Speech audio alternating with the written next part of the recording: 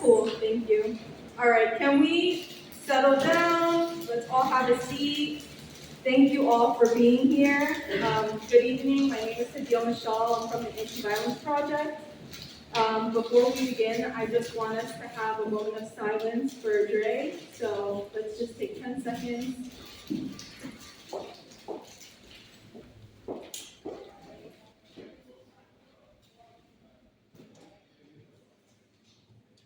Okay, on behalf of ADP, our community partners, and the family of Dre Matthews, I would like to welcome you all to honor the life of Dre Matthews, a 19-year-old Black gay man just getting started in his life. Dre was a young man full of life. He wanted to be a social worker. He had joy, he had dreams. Now, unfortunately, because of a terrible act of violence, Dre's family and friends won't get to see those dreams become reality or feel the joy of his presence any longer. At APP, we are dedicated to working towards ending all violence towards LGBT and HIV impacted people. It's our honor to partner with Ms. Danielle and Ms. DeAndre to help keep Dre's story from being forgotten. We are also extremely thankful to our community partners for their rapid mobilization. The Restoration Plaza for donating this space, Equality for Flatbush and the Audre Lorde Project for their guidance, support, and generosity, Brooklyn Movement Center, CAMBA, Brooklyn Youth Against Substance Abuse, Brooklyn Outreach and Prevention, and Brooklyn Community Pride Center for mobilizing and serving as strong allies during this tragic time. Today we will hear from them as well as other members of our community in reaction to this terrible act of violence. Although we do not have any clear motive or leads in the investigation into who did this harm, we do know that a young Black gay man should be here right now, and we have to do whatever we can to make our world safer for young men like Dre. For folks who wish to pay their respects more privately, there is an altar in the back of the room. Now, without further ado, I'm going to introduce Danielle and DeAndre, the mom and sister of Dre.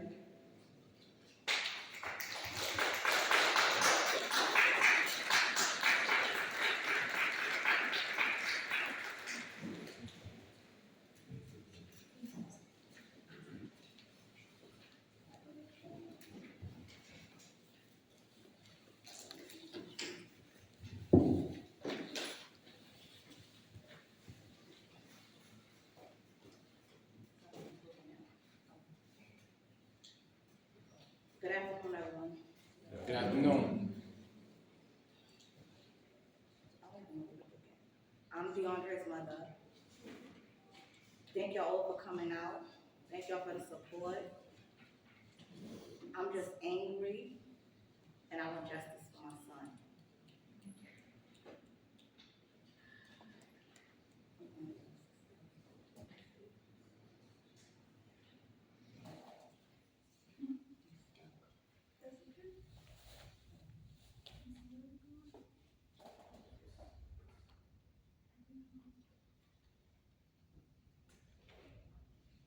I just hope we just get justice.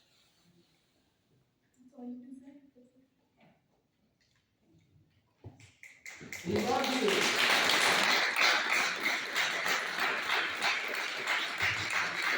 you. You have community here, so that's all we want you to know, Danielle. Thank you. Of course.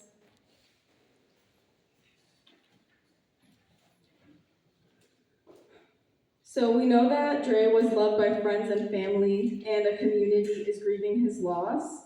I would like to offer space for anyone who knew Dre and would like to speak about him and what he meant to you. Is anyone interested in speaking?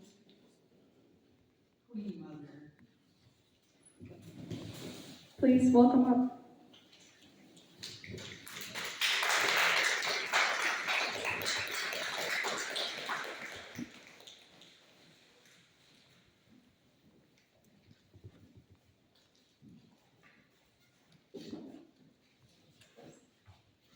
In the spirit of my ancestors, I come before you. I I'm an elder representing 55 million displaced Africans of the transatlantic ocean of the slave trade. As the Queen Mother on a humanitarian at the United Nations, going on 54 years. As the Queen Mother, I'm over 81 years old. How did I get here today? Never knew the path that I would walk today spiritually. I have not been in this building for many, many moons. Restoration. But I came tonight supposedly to talk about reparations. But I came very early. I've been in this area since about 3:30 this afternoon, waiting for a meeting supposed to start at 6. I arrived here at 5 and kept reflecting in this space, in this building, not knowing what it was all about. And then when the organizers came for the other event, they said I had about another hour to wait. So as I roamed in the rain outside of the building and the plaza, spiritually I was being touched, but I did not understand why.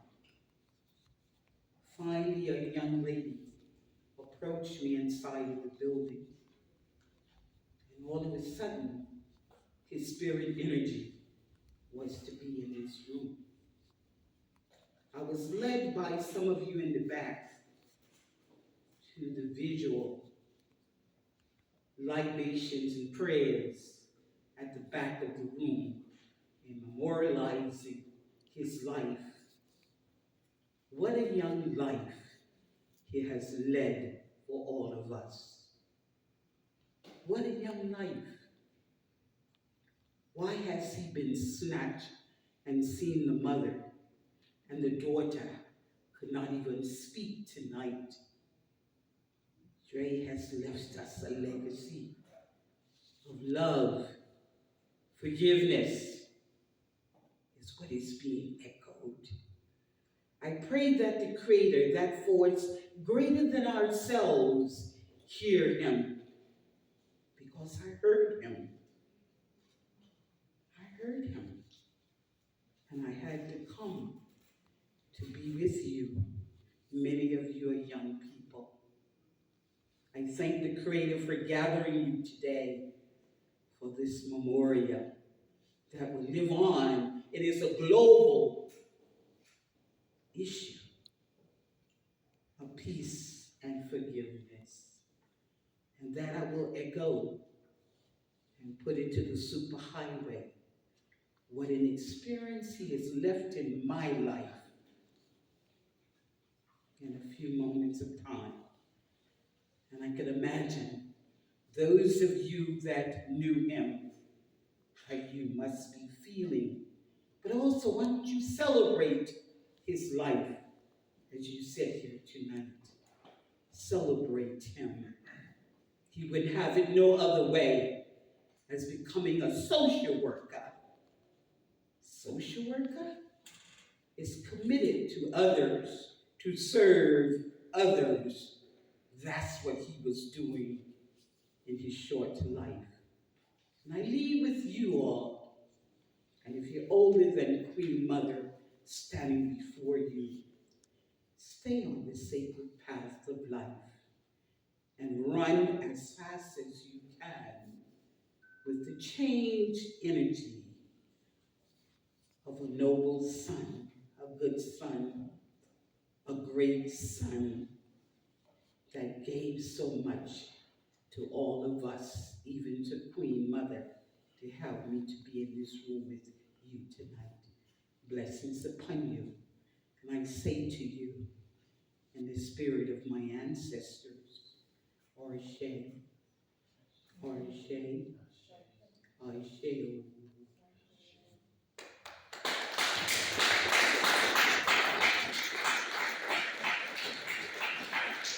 Thank you, Queen Mother, for blessing us today.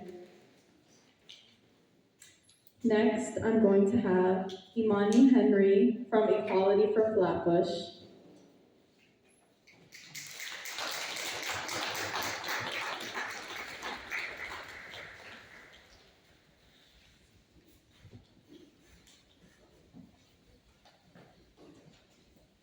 I am so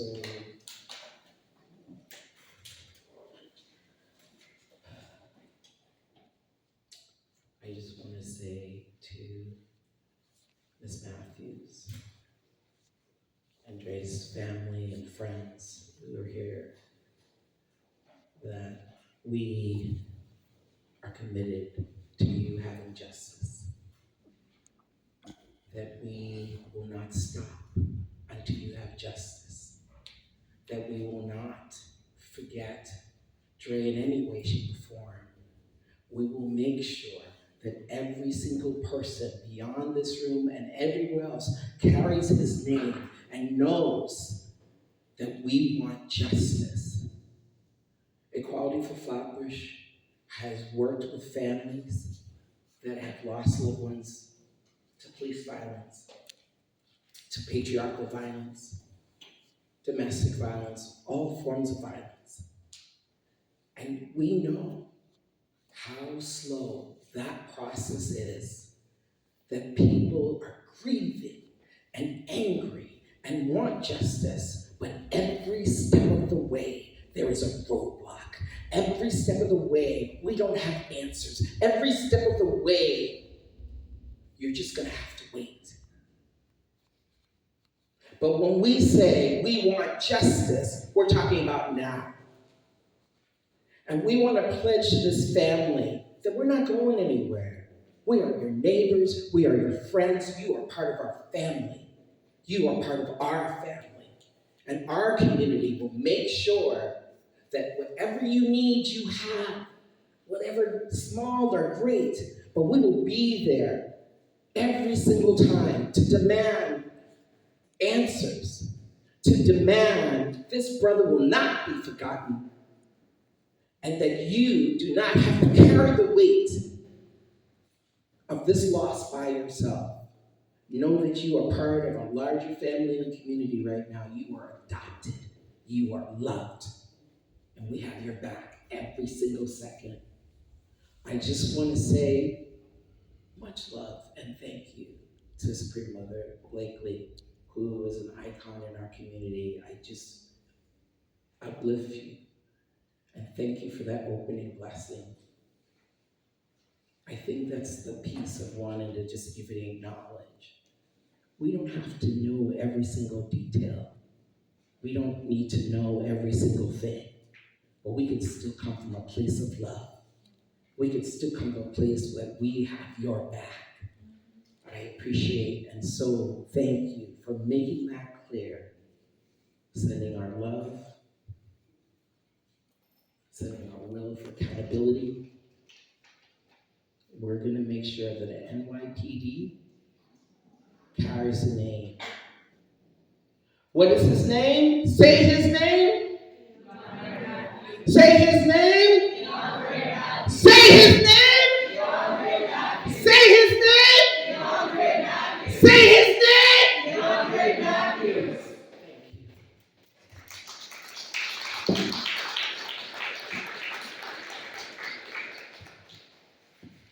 Thank you, Imani. And apologies, I wanted to also make sure that no more, or if any family or friends want to speak, that you have the opportunity. So does anyone else want to speak before we go to our next speaker? Okay.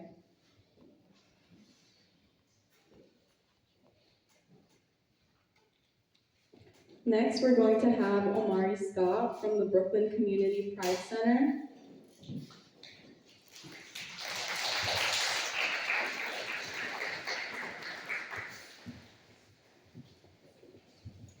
Good evening, everyone. We're here today to remember and honor the life of DeAndre Matthews, a young gay Black man from our community. Our hearts go out to his family, and we stand with them in their grief and their search for answers. There's still a lot we don't know about what happened to DeAndre, but what we do know is that what happened was a horrific crime, and that DeAndre's death was a senseless tragedy that demands answers. The vicious attack on DeAndre is a painful reminder of the violence that many of us, as members of the LGBTQ community, especially people of color, continue to face.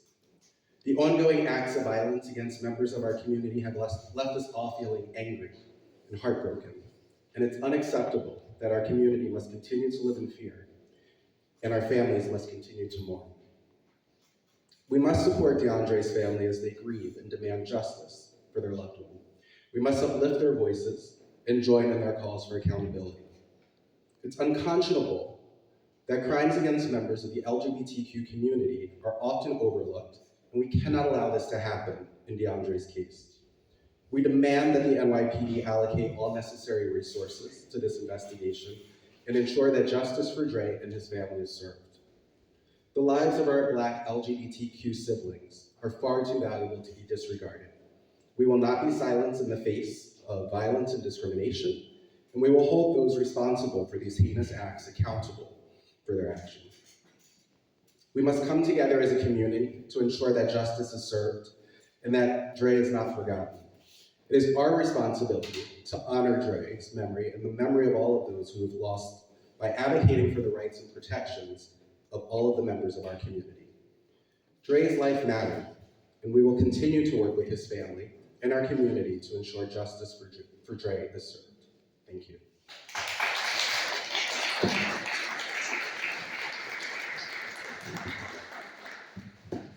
Thanks, Amari. Next, we're going to have Kirby Joseph from the Audre Lorde Project.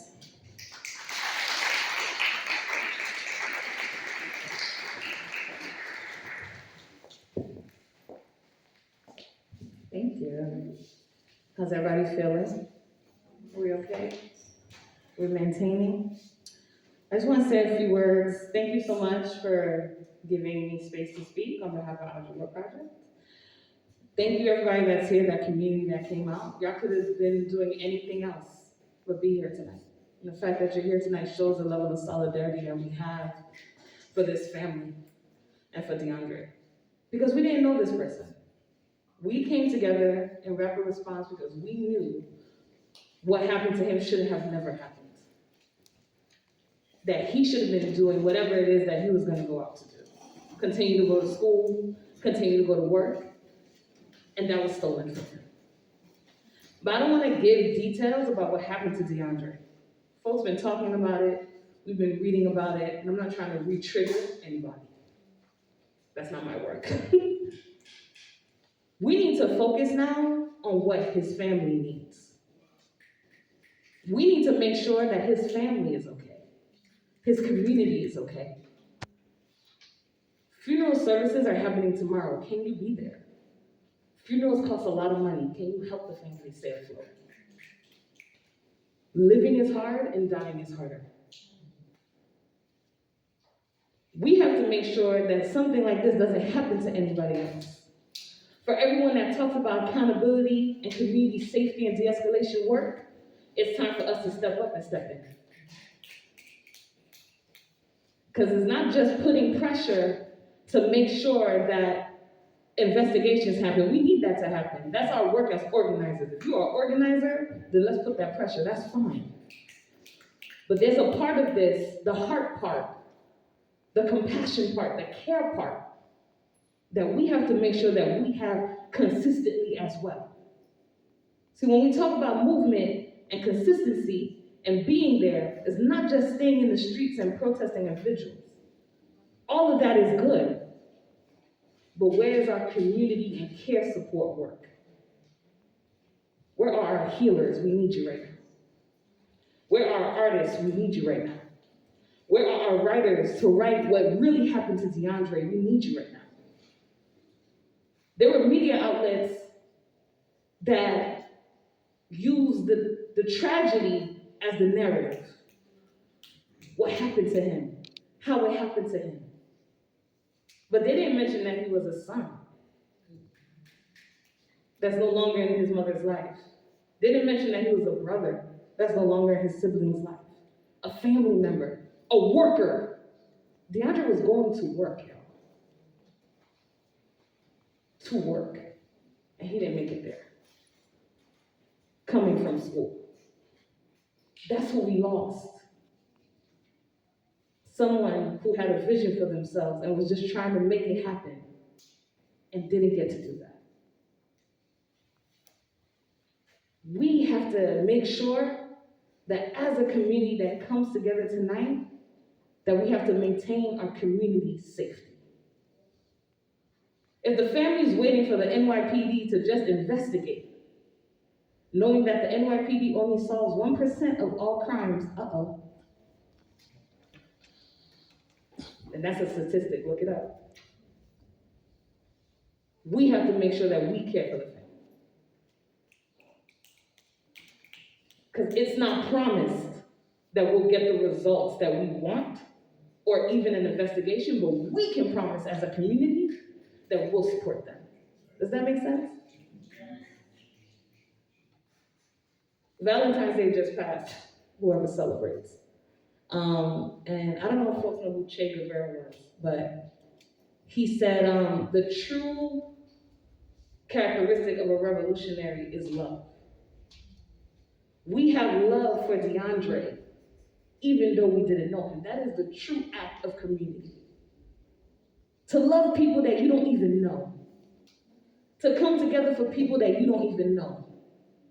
To fight for people in struggle that you may never meet, ever. But you do it because all of us deserve better. Does that make sense? So can we be with the family? Can we keep each other safe? Can we keep our community safe? And when disaster strikes, can we be there to help folks pick up the pieces? Are we our community members keepers? Are we comrades in this struggle? This multifaceted struggle is not just protesting, it's the care work. Can we do the care work? DeAndre wants us to make sure his family is okay.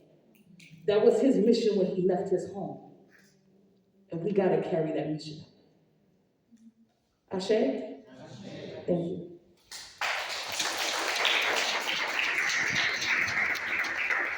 Thank you, Kirby, for grounding us in love. Next, we have Darian X from the Brooklyn Movement Center.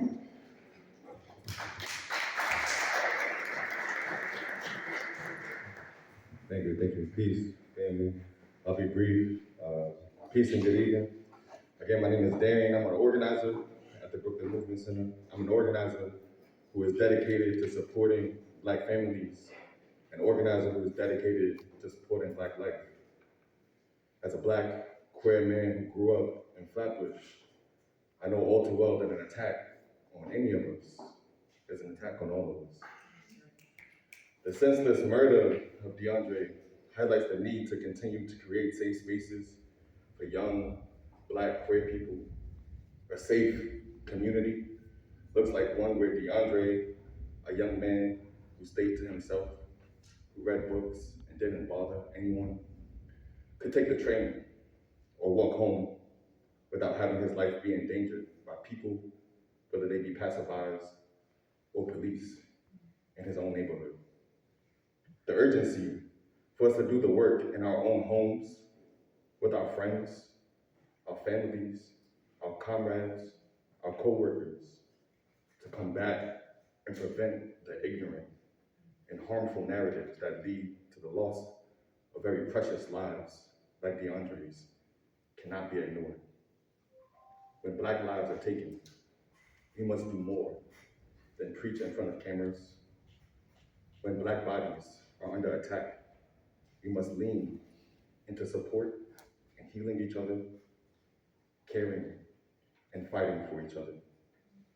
But in order to do any of this, we need the light of transparency, and we need a full and thorough investigation as to what happened to DeAndre in his final moments.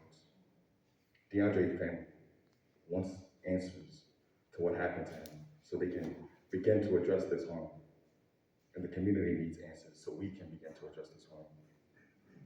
DeAndre should be here, be able to hear and enjoy the love of his family and the community that has gathered to love him, to honor his memory. DeAndre should be able to end his shift on this warm day and hang out in the park, take a drive around his neighborhood, or just play video games without fear for his life. At BMC, we stand with DeAndre's family and want to continue to support their fight for justice. Thank you all for coming out today.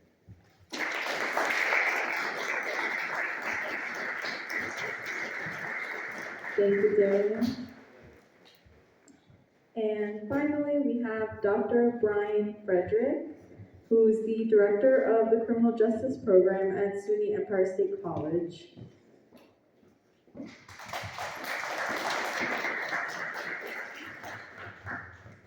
Hi, good evening. I didn't know Dre, but I teach criminal justice, and I didn't even know about this until yesterday afternoon. I saw nothing on the news. One of the things I do as a criminologist is I do research on the ways the media represents the LGBTQ plus community, but also how the media doesn't represent us. And so I was having a conversation with a student of mine, a PhD student of mine yesterday, and I don't want to speculate on this case at all, but we were talking about hate crime. And I said, I can't think of anything in recent memory. I can't think of a case. Is it because the media doesn't report on it? I don't know. But at any rate, I got the ADP email yesterday afternoon, and it just really touched me. I'm a gay man. I live in Brooklyn. I teach criminal justice. And I can't imagine if it were one of my students. So I sent an email to SUNY Broome, where I understand Dre went to school, and I wanted to read you an email that they sent there. Actually, a few of his professors wanted me to share some words with you, if you don't mind. So, the first one is from Carol Ross. She's the Senior Vice President of Student Development, and she's the Chief Diversity Officer for SUNY Broome Community College. She said, good afternoon, Dr. Frederick. During this time of great sorrow and pain, I'm thankful to you for thinking about the Broome community and reaching out. It means a lot. Our faculty member, Professor McKenna, who was one of Dre's professors, shared your note last night at the Vigil. They had a Vigil forum outside their student village.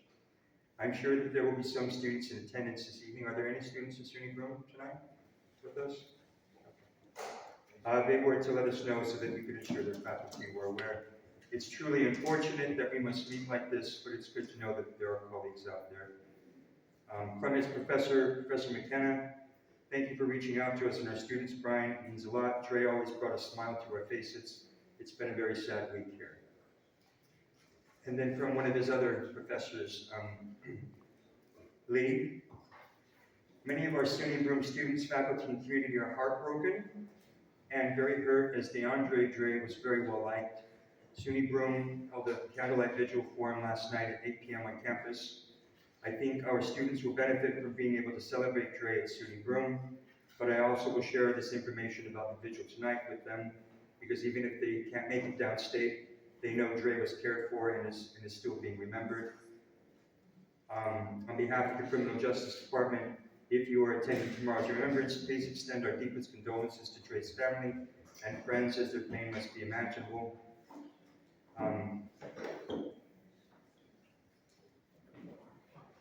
I was fortunate enough to have Dre in class 3 different times, and I will miss his personality and his ability to be friends with everyone. Thank you again.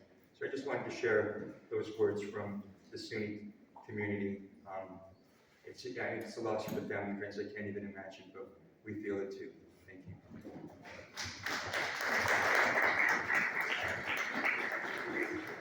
Thank you.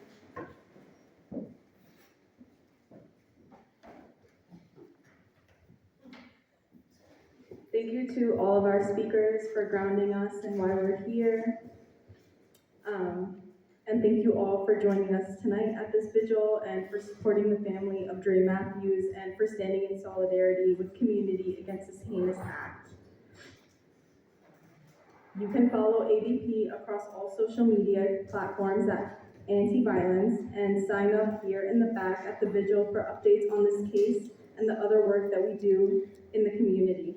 Remember that if you are LGBTQ and experience any type of violence, ADP is here for you too. As we leave here today, let's lift DeAndre's name high, keep his family close to our heart, and continue our work even more diligently to build a safer world for us all. Join me as we say his name and ensure his story is never forgotten. DeAndre Williams. DeAndre Williams. DeAndre Williams. Oh my God, DeAndre Matthews. DeAndre Matthews. DeAndre Matthews. DeAndre Matthews. DeAndre Matthews. Thank you. Thank you, and may you all return home safely tonight in light and power, and may we all continue to say DeAndre's name and remember his story. Have a good night. Thank you.